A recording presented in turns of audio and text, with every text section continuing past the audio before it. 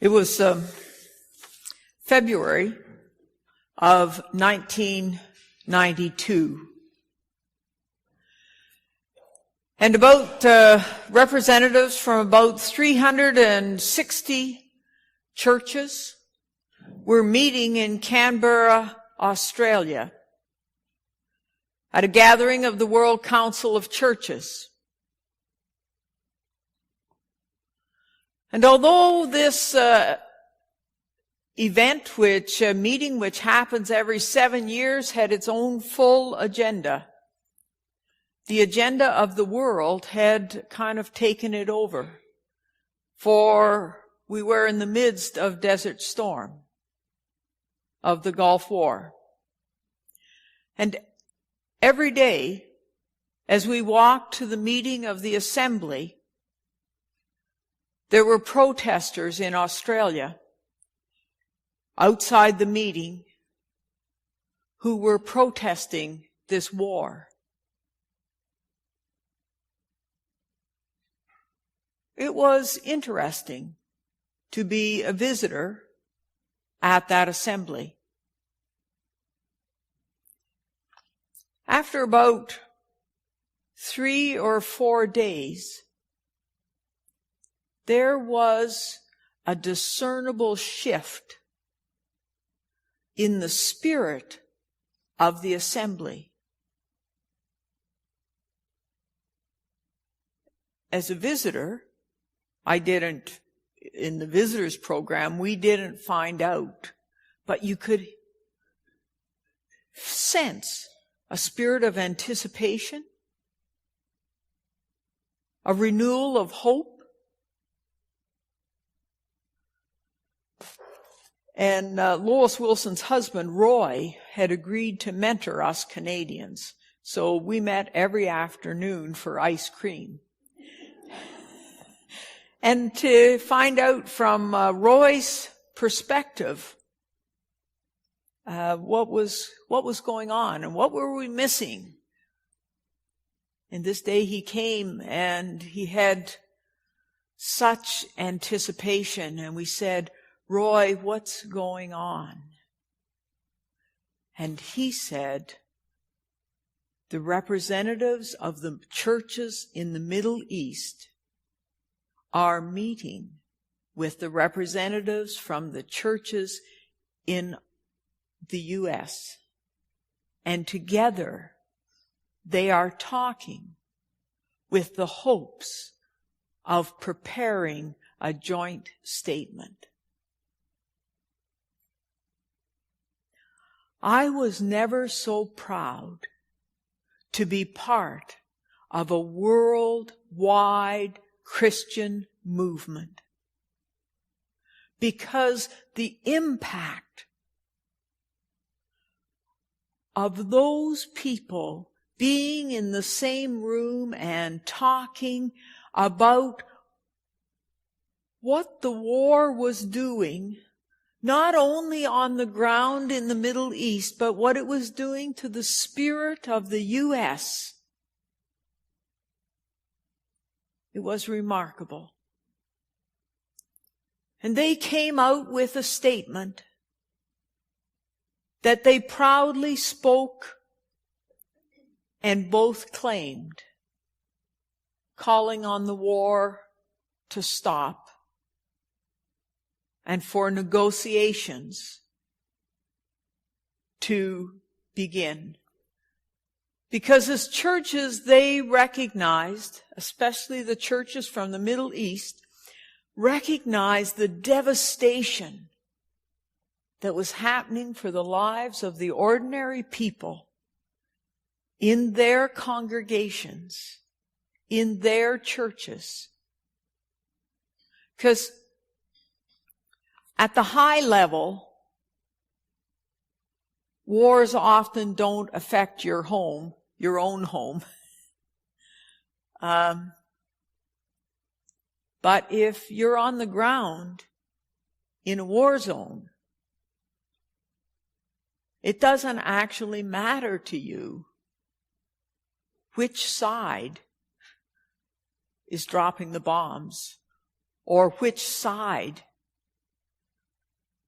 is rattling the other's cage. What matters is that your daily life is not safe.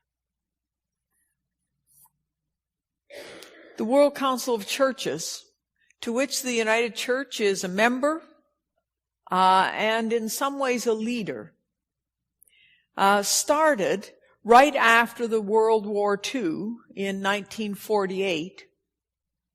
And it was an understanding that right at the beginning that all the Protestant churches would come together and would have an international body where dialogue and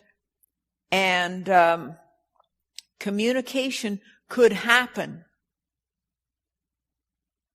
There was this vision, and there still is, that the church of Jesus could be unified. Well, I have to tell you, I don't think that's ever going to happen because there's a lot of water under the bridge. I always think of the Christian family as being kind of like a tree. And if the roots are the ministry and the life and the death and the resurrection of Jesus, the trunk is those early centuries where the church was one and there was no visible separation. And then I think, well, what happened in 1054? Pardon?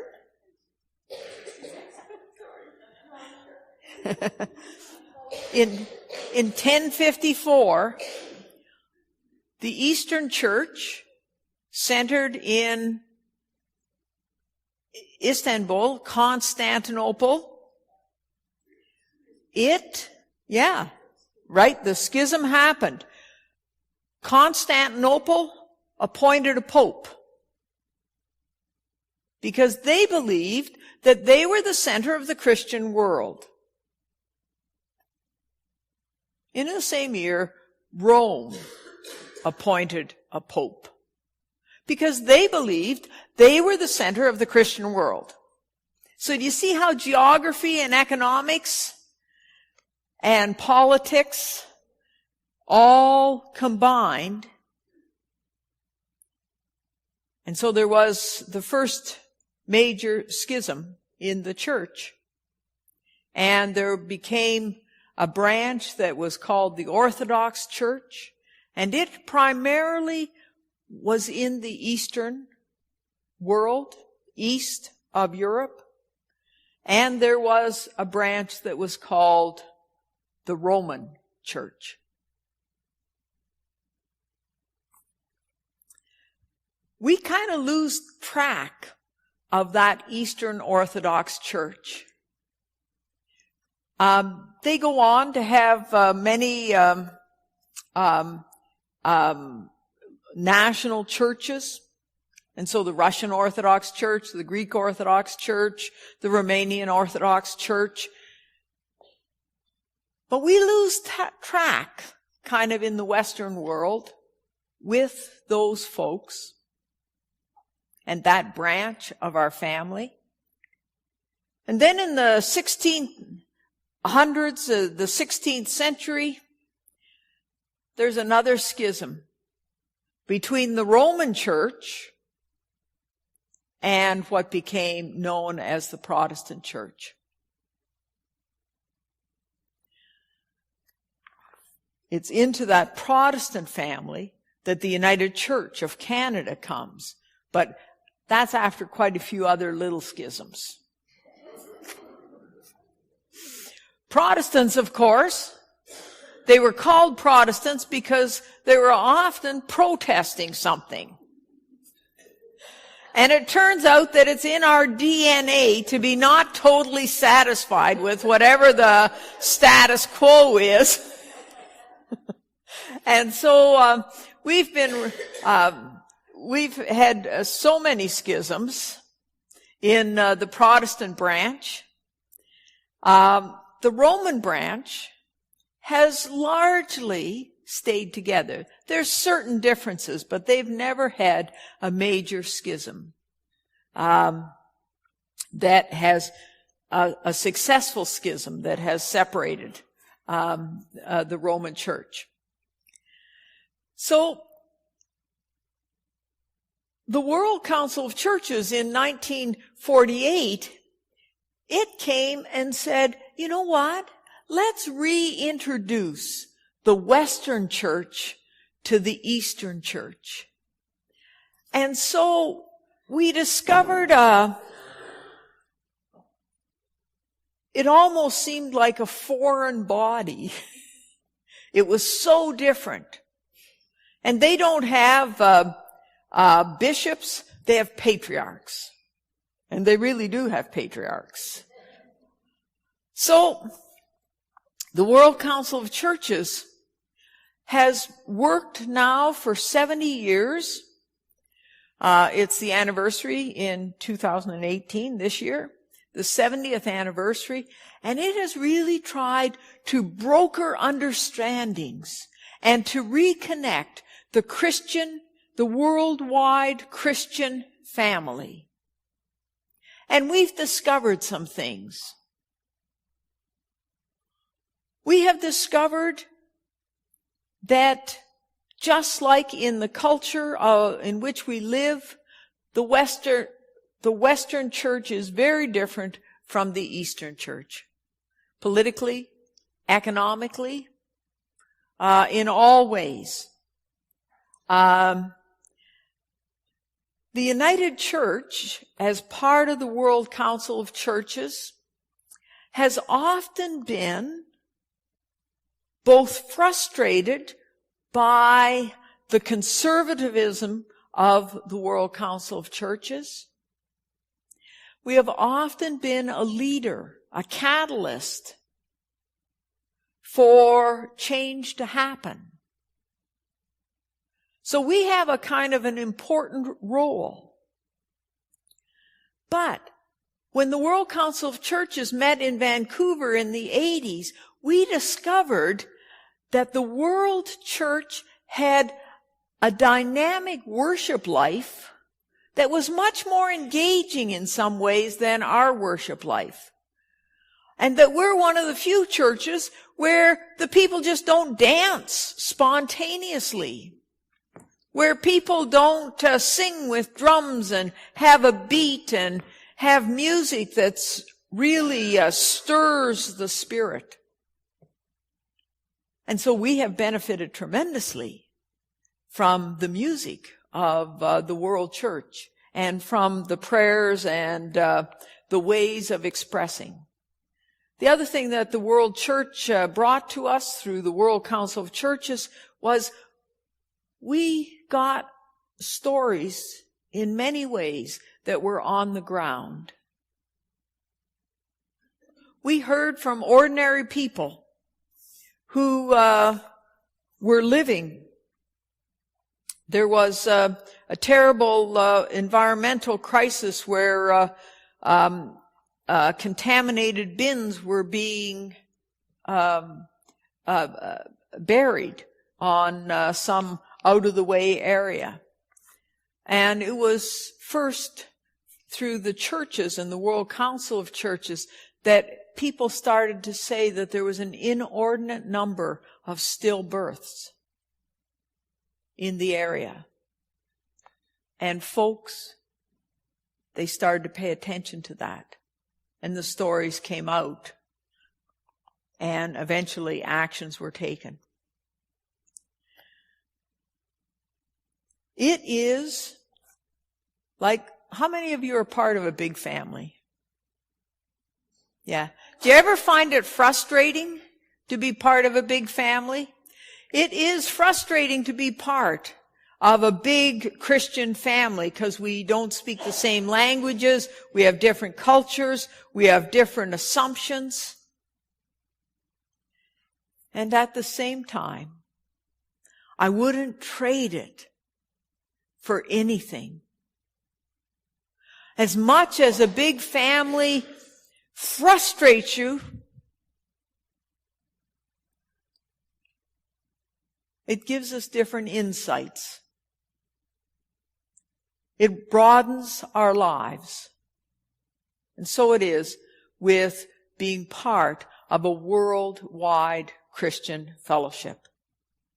The last point I'm going to make about this, and there's so many points that we could make, but the one is that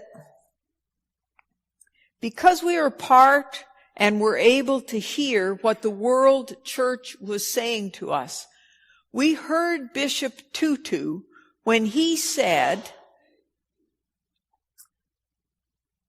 the Western church came to Africa and told us about the Bible, showed us the Bible, and taught us their style of prayer. And when we opened our eyes from praying, we discovered that we had the Bible and they had our land. So we heard that, and we heard that the churches who often received our overseas, our missionaries, that they often felt like that didn't work out so well. And so in the 60s, in the 70s, the United Church changed from having missionaries to having overseas personnel. And we said to other churches around the world, our partner churches, we said, we will not send anyone until you invite us to do so.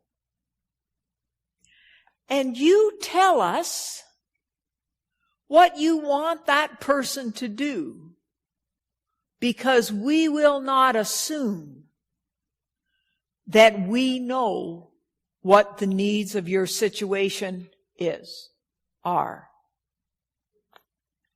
Got that covered for you grammar hearers. And that was amazing. And it was groundbreaking. And it is still not a policy that's adopted by lots of churches. But because of the way we heard the stories from the worldwide church, we said, maybe we should be a little more humble. And maybe we should let you be the leaders and ask us what you want us to do. And so that's a significant change that we've made because we're part of this worldwide Christian family. Well, our booklet's called Belonging. I hope today that I have raised your sights a little bit. We started out, we said, we belong to God. We belong as disciples on the path of Jesus. We belong in the stories of the Bible, in these stories of faith that get lived out over and over in each new generation. But we belong also to a worldwide community. And I invite you, whenever you travel, to take one of the cards that Mary Kennedy and the worship committee got us developing, to take them with you and to leave a card saying that you're visiting from the United Church of Canada. And they'll be glad to greet you because you are brothers and sisters, cousins with people throughout the world. And that's good news. Thanks for listening.